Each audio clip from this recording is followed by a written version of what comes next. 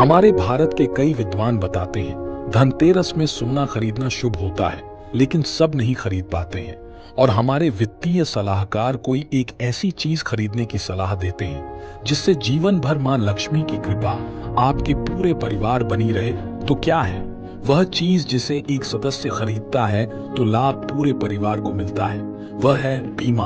आप स्वास्थ्य बीमा, टर्म बीमा, वाहन बीमा आज के दिन खरीद सकते हैं। यदि जीवन बीमा खरीदते हैं तो सर्वोत्तम है। यह आपको जिंदगी के साथ भी लाभ प्रदान करेगा और जिंदगी के बाद भी। और मां लक्ष्मी की कृपा सदैव आपके पूरे परिवार पर बनी रहेगी। बेशक स्वर्ण खरीदना भी धनतेरस में शुभ होता है, तो आइए जानते हैं स्वर्ण खरीदने के तरीकों के बारे में भी, जिससे हर व्यक्ति चाहे गरीब, मध्यम, सामान्य या अमीर हो, सब खरीद सकते हैं। जेब पर असर डालती है। धनतेरस पर सोना खरीदने को शुभ माना जाता है और शायद इसी वजह से लोग इस दिन किसी न किसी तरीके से जो है वो सोना खरीदते हैं। ज्यादातर लोग गहने के तौर पर सोने में निवेश करते हैं, लेकिन क्या आपको पता है मार्केट में गोल्ड खरीदने के लिए गहनों के अलावा भी कई दूसरे तरीके भी मौजूद हैं जो कि अच्छा रिटर्न दे सकते हैं। तो कौन से तरीके हैं और क्या जेवर खरीदना चाहिए तो कितना खरीदना चाहिए, प्रेरणा से समझते हैं। शुरू ज्वेलरी से ही करते हैं। ये गोल्ड में इन्वेस्टमेंट करने का सबसे आसान तरीका है, लेकिन इससे कुछ नुकसान तो कुछ फायदे भी हैं। बात पहले फायदे की करें तो फायदा ये है कि ज्वेलरी केवल इन्वेस्टमेंट नहीं है, बल्कि इसे आप यूज भी कर सकते हैं। लेकिन नुकसान ये है कि जब भी आप ज्वेलरी खरीदते हैं तो आपको मेकिंग चार्ज देना पड़ता है, जो 10% से भी अधिक हो सकता है। 3% तक GST भी देनी होगी। ज्वेलरी ज्यादा हो जाएगी तो तिजोरी लेनी होगी या फिर लॉकर लेना होगा, और अगर ज्वेलरी बहुत बहुत ज्यादा हो गई तो गार्ड भी रखना पड़ सकता है। तो ये तो हो गए ज्वेलरी में इन्वेस्टमेंट के फायदे और नुकसान। गोल्ड में इन्वेस्टमेंट का दूसरा तरीका है फिजिकल गोल्ड, यानी आप सोने के सिक्के या बार खरीद सकते हैं। इसमें मेकिंग चार्ज नहीं देना होता, प्योरिटी की गारंटी। हर सोने का सिक्का BIS द्वारा हॉलमार्क किया जाता है। ये सिक्के ज्वेलर्स, बैंक और ई-कॉमर्स वेबसाइट्स पर अवेलेबल होते हैं। हालांकि इसमें भी डिसएडवांटेज ये है कि 3% GST देनी पड़ेगी और ज्यादा सिक्के खरीद लिए तो सुरक्षित रखने का ठिकाना भी ढूंढना होगा।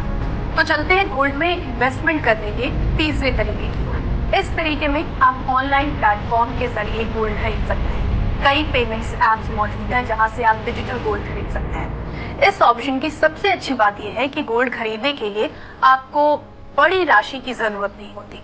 आप 50 या 100 रुपए से भी सोना खरीद सकते हैं। यानी डिजिटल गोल्ड खरीदने का फायदा ये है कि इसे छोटे छोटे हिस्सों में खरीदा और बेचा भी जा सकता है। इसमें भी 3% की GST लगेगी, लेकिन फायदा यह है कि प्योरिटी की गारंटी, चोरी नहीं होता और स्टोरेज का चार्ज नहीं देना पड़ता। अब सोने में निवेश का सबसे मॉडर्न तरीका है सॉवरेन गोल्ड बॉन्ड। सरकार की तरफ से जारी किए गए सॉवरेन गोल्ड बॉन्ड गोल्ड में निवेश करने का एक अच्छा विकल्प है। सरकार की गारंटी है, इसलिए पैसा डूबने का जोखिम नहीं है। सोने के दाम बढ़ने का लाभ तो मिलेगा ही, साथ ही आपको एक निश्चित ब्याज भी मिलता है।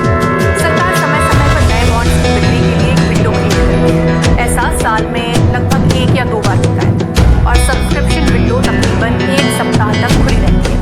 हालांकि अगर आप इसमें निवेश करना चाहते हैं तो पहले जारी किए गए सॉवरेन गोल्ड बॉन्ड को सेकेंडरी मार्केट से खरीद सकते हैं। शेयर बाजार में दिलचस्पी रखने वाले एक और गोल्ड में निवेश कर सकते हैं, वो है gold ETF। Gold exchange traded fund एक open ended mutual fund scheme है जो 99.5% प्योरिटी यानी शुद्धता वाले गोल्ड में निवेश करती है। ये तरीका आपको गोल्ड खरीदने के साथ साथ स्टॉक की तरह उसे ट्रेड करने का मौका भी देता है। यानी ये फंड किसी कंपनी के शेयरों की तरह ही स्टॉक एक्सचेंज पर ट्रेड करते हैं। निवेशक स्टॉक एक्सचेंज से कभी भी गोल्ड ETF यूनिट खरीद या बेच सकते हैं। इस तरीके से गोल्ड में निवेश करने का फायदा ये है कि फिजिकल गोल्ड की तरह चोरी होने का डर नहीं होता। और आखिर में बात उस तरीके की जो काफी समय से चलन में है, गोल्ड सेविंग्स प्लान। आजकल कई ज्वेलर्स कस्टमर्स को गोल्ड सेविंग्स प्लान ऑफर कर रहे हैं। इस तरीके में हर महीने एक फिक्स्ड अमाउंट जमा करनी होती है और इस पर कई ज्वेलरी हाउस आकर्षक बोनस भी देते हैं। जमा की गई रकम के साथ बोनस जोड़कर आप इस राशि का इस्तेमाल उसी ज्वेलर से गोल्ड खरीदने के लिए कर सकते हैं। इन प्लान्स के जरिए आप हर महीने थोड़ी थोड़ी बचत करके एक बड़ी रकम जुटाकर गोल्ड खरीद सकते हैं। तो ये थी गोल्ड में निवेश के तरीकों पर हमारी खास पेशकश। आप भी किसी वित्तीय मसले को समझना चाहते हैं तो कमेंट बॉक्स में हमें बता सकते हैं।